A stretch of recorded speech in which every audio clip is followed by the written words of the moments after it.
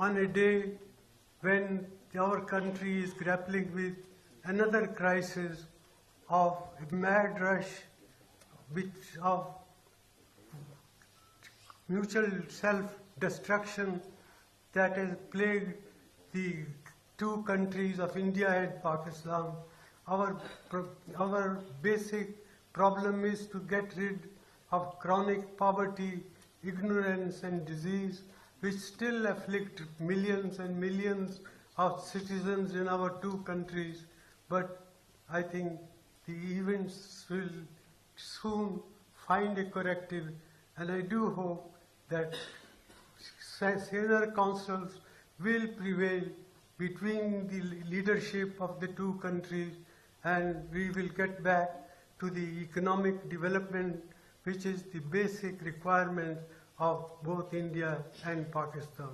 They should release whatever excuse they want to give, they can give. We don't mind to save their face. It was wrong for them to have brutalized him and picked him up, but it's totally against the international law, and therefore that he's doing it is good.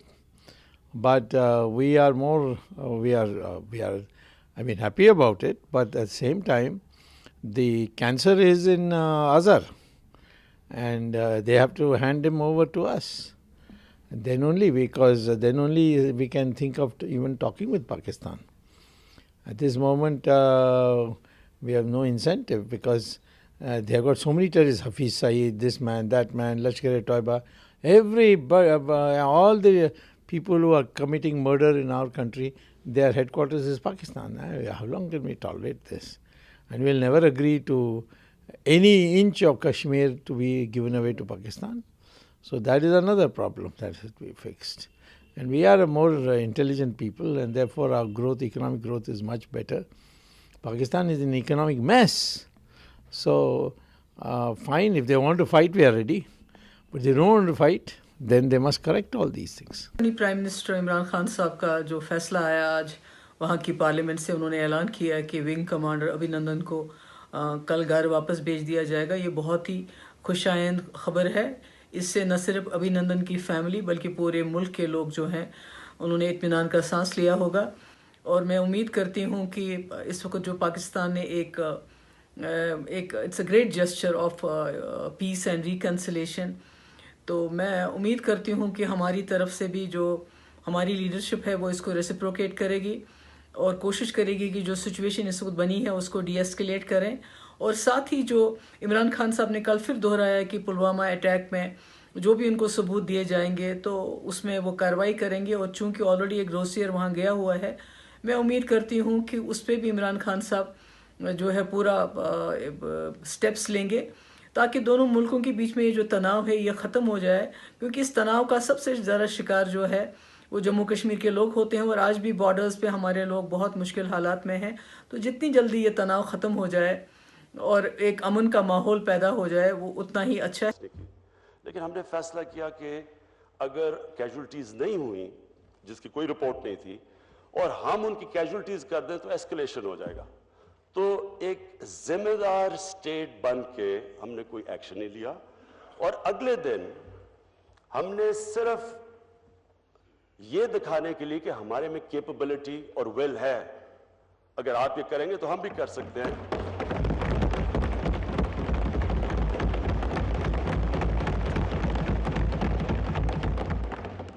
और कोई किसी किस्म का ना collateral damage हुआ, ना कोई target hit किया। लेकिन जब जहाज वापस आ रहे थे तो दो हिंदुस्तान के जहाज़ों ने उनको इंटरसेप्ट करने की कोशिश की, जिसमें वो दो गिर गए। अब जो सिचुएशन आज है, हाँ, मैंने कल शाम को कोशिश की नरेंद्र मोदी को कॉल करूं, क्योंकि हम ये क्लियर करना चाहते थे कि हम किसी किस्म की एस्केलेशन नहीं चाहते। ये नहीं कि पाकिस्तान को कोई खौफ है कि हमें डर है या उनको कोई घबराहट है इस मुल्क में। हमारी जो आर्म्ड फोर्सेस हैं, इन्होंने जिस तरह की 10 साल 12 साल ये जंग लड़ी है दहशतगर्दी के खिलाफ, और जिस तरह के ये एक्सपीरियंस से गुजरे हैं, ये एक बैटल हार्डन्ड आर्म्ड फोर्सेस है। और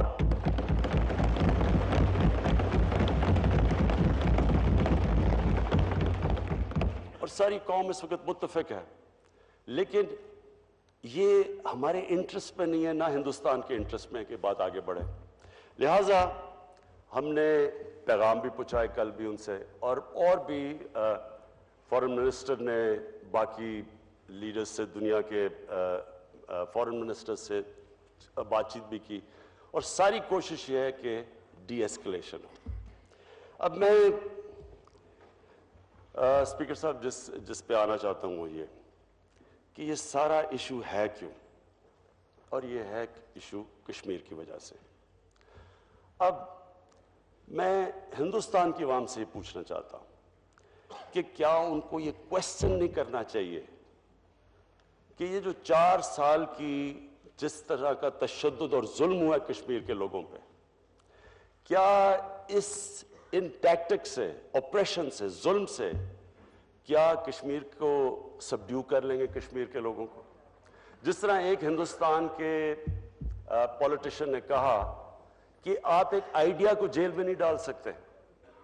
ये एक हिंदुस्तान के अंदर एक इंडिजिनस कश्मीर में मूवमेंट शुरू हो चुकी है, उसके ऊपर जितना ये जुल्म और तशद्दुद कर रहे हैं वो मूवमेंट बढ़ती जा रही है। मैं जब 20 साल पहले हिंदुस्तान एक कॉन्क्लेव पे गया तो 20 साल पहले मैं जब गया तो मुझे तब याद है कि हिंदुस्तान के जो वो कॉन्क्लेव थी उसके अंदर जो कश्मीर के लीडर्स थे वो अलहदगी नहीं चाह रहे थे, या वो हिंदुस्तान के साथ थे। अब जो कश्मीर का सिचुएशन है, कोई भी कश्मीर का लीडर सपोर्ट नहीं कर रहा कि जो हिंदुस्तान की टैक्टिक्स है, और बल्कि इतना प्रेशर है अब नीचे से पब्लिक का कि वो आजादी के अलावा वो कोई चीज बात ही नहीं सुनने के लिए तैयार। और ये सिर्फ इसलिए है कि इन्होंने जिस तरह का जुल्म किया वहां कश्मीर के लोगों पे, आज कश्मीर में एक ही आवाज है आजादी की। तो हिंदुस्तान के लोगों से मैं पूछना चाहता हूं कि बजाय एकदम उंगली उठाई पाकिस्तान पे, कोई सबूत के बगैर एकदम उंगली उठाई, क्या उनको ये पूछना नहीं चाहिए कि कश्मीर में एक 19 साल का नौजवान, क्या वजह है कि वो अपने आप को ह्यूमन बॉम्ब बना के उड़ाता है नुकसान पहुंचाने के लिए हिंदुस्तान की सिक्योरिटी फोर्सेस को? किस इंतहा पे वो पहुंच गया होगा, या और उनके नौजवान जो मौत का खौफ उनका खत्म हो गया है, क्या ये इन्हीं टैक्टिक्स, इसी ऑपरेसिव टैक्टिक्स, जुल्म से क्या ये आगे तब्दील हो जाएगा? जो अभी तक कामयाब नहीं हो वो आगे कामयाब हो जाएगा। तो हिंदुस्तान में भी इंट्रोस्पेक्शन की जरूरत है।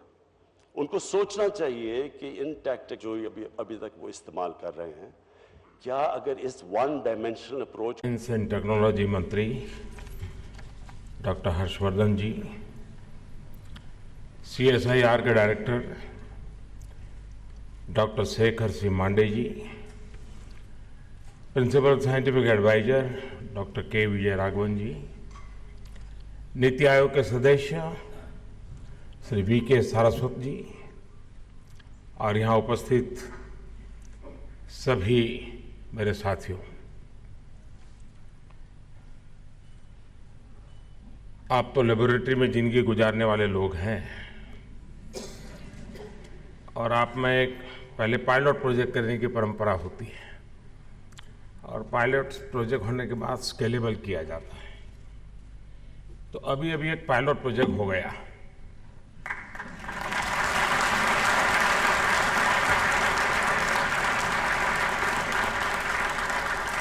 अभी रियल करना है, पहले तो प्रैक्टिस थी, और रियल ये है एक्चुअली स्टैंडिंग ओवेशन आज के अवार्ड विजेताओं को है। हम सब स्टैंडिंग ओवेशन देंगे।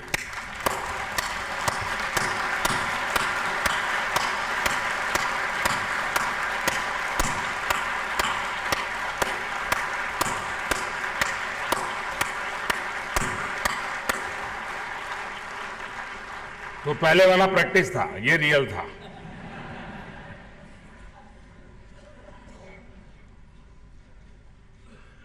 आज नेशनल साइंस डे पर आप सभी के बीच आने का अवसर मिला है। आप सभी भली भांति जानते हैं कि ये दिन महान वैज्ञानिक डॉक्टर CV रमन के रमन इफेक्ट के आविष्कार की याद में मनाया जाता है।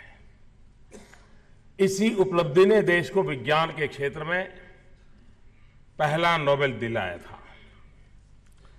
मैं डॉक्टर रमन को श्रद्धांजलि देने के साथ ही विज्ञान दिवस पर आपको और पूरे वैज्ञानिक जगत को, विज्ञान के प्रत्येक विद्यार्थी को बहुत बहुत शुभकामनाएं देता हूं। मेरी कामना है कि आप सभी रिसर्च एंड डेवलपमेंट से जुड़े अपने प्रयासों में सफल हो और इसका लाभ देश की जनता को मिल सके। आज शांति स्वरूप भटनागर पुरस्कार पाने वाले विजेताओं और उनके परिवारों को मैं बहुत बहुत बधाई देता हूं। आपकी उपलब्धियों पर हमें गर्व है, हिंदुस्तान को गर्व है। मैंने परिवारजनों को भी विशेष बधाई इसलिए दी क्योंकि वैज्ञानिक लेबोरेटरी में जिंदगी खपाता है और इसलिए सबसे ज्यादा त्याग तपस्या परिवारजनों की होती है। आपके प्रयासों से, आपके कार्यों से देश और समाज को लाभ मिला है और ये कार्य ऐसे होते हैं कि ये पीढ़ी दर पीढ़ी उसका लाभ मिलता रहता है।